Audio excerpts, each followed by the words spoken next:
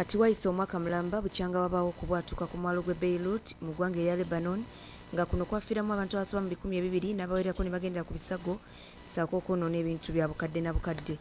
Abantu mu ggwanga eryo wakati mu kujjukira ebyaliwo basazeewo okwekalakasa nga baagala gavumenti ebawa obwenkanya naddala ku bantu abaafiirwa abaabwe n'ebyabwe nga bangi bagamba nti tebaaliyirirwa wadde okukangavvula abayinza okuba nga be baavaako okubwatuka kuno. Bano bakumya omuliro ne bagezaako okulumba ekizimbe kya Paalamenti ekiviiriddeko poliisi okubaanukula n'omukka ogubalagala ssaako okubakubamu amasasi ag'ebipiira n'okubakubamu amazzi okusobola okubagumbulula wadde nga babadde beekalakasa mu mirembe.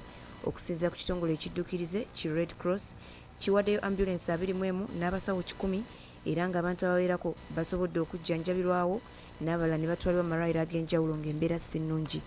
We guweereddwa omwaka nga tewali muntu yenna yali avunaaniddwa ku njege eno wabula nga kigambibwa nti abakulembeze ku mitendera egy'enjawulo be bazze bateekawo emiziziko mu kunoonyereza ku kubwatuka kuno.